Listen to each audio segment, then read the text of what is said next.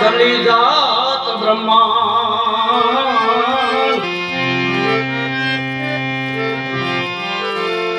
નામ કેરી લહર સે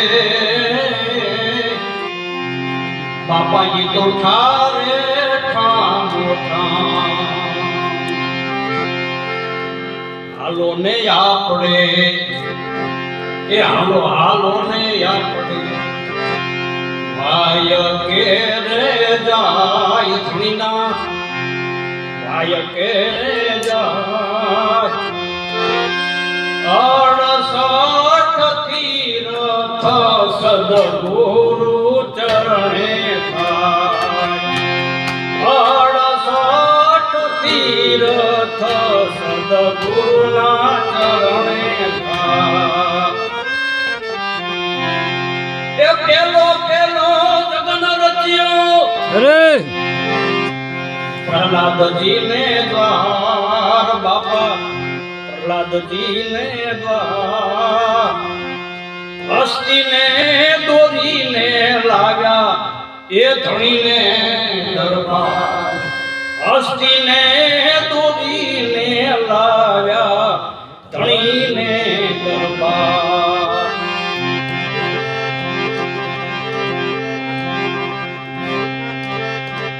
સોના કેરા કળશ થાપ્યા એ સોના કેરા પાઠ બાપા તેદી સોના કેરા પાઠ સમજો હવે સોનાના સિંહાસને બેઠા બેઠા કોણ બેઠું નકરંગી કલંબીના એ આ સોનાના સિંહાસને બેઠા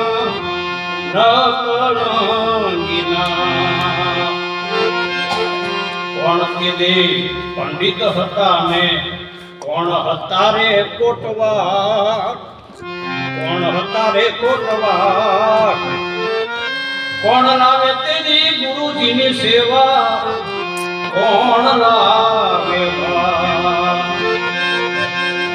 એ આદિનાથ પંડિત હતા અને ગુણપતિ રે કોટવાળ તેદી હતા ગુણપતિ રે કોટવાળ પ્રહલાદ લાવે જો ને ગુરુજીની સેવા સતી રત્નાવળી લાવે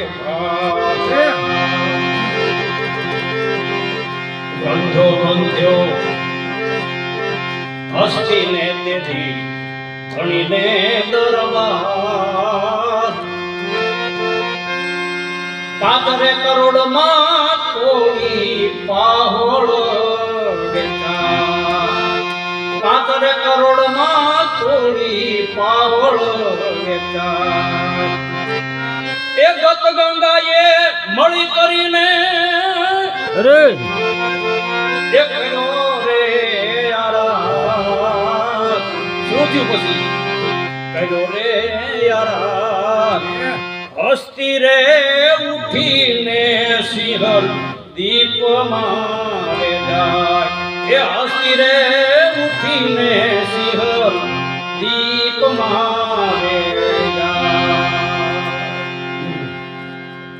4 જુગની વાયક આપણે વાતો સાંભળી છે અને 4 જુગના નામ પણ આપણને આવડતા છે પણ આ તો પ્રથમ યુગમાં પ્રહલાદ સીધા એકલા નહીં એની હંગાતે પ્રહલાદ એટલે રાજા હતો અરે કે મને આવું આમદામ મળ્યું આટલી બધી સંપત્તિ મળી સુખ મળ્યું તો મારે શું કરવાનું એ આપણા ઘરે તો હગા આવે પણ આપણા ઘરે કોઈક સંત મહેમાન થાય તો સમજી લેવું જીવન સાર્થક અડધી રાતે હગા ખખડાઈ આવે જો તમારે ઉગાડવું હોય તો ઉગાડવું પડે પણ સંત કીધા વગર આવે ને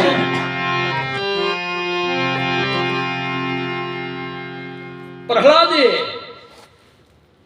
વિચાર કર્યો બે માણાને કે આપણે શું કરશું જો આજે બે માણાએ વિચાર કર્યો છે ને બે ભાઈએ બધાએ વિચાર કર્યો છે ને આ કુટુંબ પરિવારે કે ભૂપતભા નિમિત્તે આપણે શું કરશું ભૂપતભા પાછળ આપણે શું કરશું માવતર ઘણું બધું મૂકી જાય પણ ભજન થતા ભજન થતું નથી અને ભજન કરાતું પણ નથી ને ભજન સંભળાતું નથી. આ મોટા મોટા લોભી કહેવાય હો, રૂપિયાની વાત નથી. જે ભજન સાંભળે નહીં, જે ભજન કરાવી શકે નહીં, જે ભજન ગાઈ શકે નહીં અને જે ભજન કરી શકે નહીં ને આ જગતનો મોટા મોટો લોભી છે. અરે આનો તો ભજન આવે તો રોમે રોમે રંગ લાગવું પડે, ભગવાન માલપુર આવવું પડે. વિચાર કર્યો, આદિનાથના જે તીર્થકરો થઈ ગયા જૈનોના 24 એમાં આદિનાથ આ મહાધર્મના પંડિત હતા, જ્યોતિષ હતા. ગ્રહ નક્ષત્રો વાર તિથિ નક્કી કર્યું કે આપણે મહાધર્મનો મંડપ ઉપજુ, પણ એના વાયક કોણ દે? તો રજવાડામાં વાયક દેવાના હોય ને, તા તો ગુણપતિ તૈયાર છે કે લાવો હું દઈ આવું. આવું આવું આવી હિંમત હોવી જોઈએ. એ સારા કામમાં વાયક દેવા જાય ને એની ઉપર મારો નાથ રાજી થાય. ગુણપતિ, હવે ગુણપતિ તો આદિ અનાદિના છે ને આ તો કે હમણાં છે. જો આ ગુરુની વાતું છે, સમસ્યાની વાતું છે, એટલે આમ કે ગુરુ ગમ વિના વાત કેસી કોઈ મળે સંત દેશી. સંત સદગુરુ એટલે ઉપદેશી સંત મળે. તો આ જે સંતવાણીના શબ્દો છે ને એના અર્થ અને ગરથની આપણને ખબર પડે. એટલું નહીં, ગુણપતિ કોને કહેવાય? ગુણપતિ અત્યારે પણ છે. એક આપણા શંકર દાદાના દીકરાને ગુણપતિ કહેવી, ગણપતિને ગુણપતિ કહેવી, અને એક આવે ગણપતિ. ગણપતિ એટલે ઝાઝા માણાનો જે પ્રમુખ હોય ને એને ગણ કહેવાય, એનું પતિ કહેવાય. અને એક ગુણપતિ છે ને બધાના ઘટો ઘટમાં બેઠો છે, બધાના ઘટો ઘટમાં બેઠો છે, પણ એને આપણે સંભાળ લેતા નથી. હમણે વચ્ચે એવું કે હાલ્યું તું કે ગણપતિ દાદા શું પીવે છે? ગણપતિ દાદા કે દૂધ પીવે છે. આપણે અહીંયા ગુરુગમ છે એટલે બહુ ઓછું હતું. એ માણસો સકડા લઈને જ્યાં ગણપતિ દાદા દૂધ પીવે છે. હજી જો આવું કોઈ ભ્રામક વાતો આવે ને તરત ઉપડે. એટલે મારા બાપ જાગજો, કોઈનો વિરોધ નથી. અસલ દેવ કોને કહેવાય? અસલ ભગવાન કોને કહેવાય? અસલ ગણપતિ કોને કહેવાય? એનું આ સંતો સંતવાણીમાં ખબર પડે. તો સંતો એમ કહે છે કે હે ગોરખ, એના ગુરુ મહારાજને કીધું કે હે ગોરખ, તું બધું ભક્તિ કરત વાત સાચી છે. હે ગોરખ, તું જાગતા નરને સેવ તો તને મળે નિરંજન દેવ. ગોરખ, જાગતા નરને સેવ. પરમાત્મા તો પ્રગટ પડકારા કરી ગયો છે, નકારા કરી ગયો છે. પ્રહલાદજીએ ગણપતિ વાયક મોકલ્યા અને એમ કહેવાય કે હસ્તીને દોરી લાયા. આ તો ઇતિહાસ ભણેલા ખબર હોય. રાજાશાહીમાં બલિ દેતા હતા, જીવ હિંસા હતી. આટલું બધું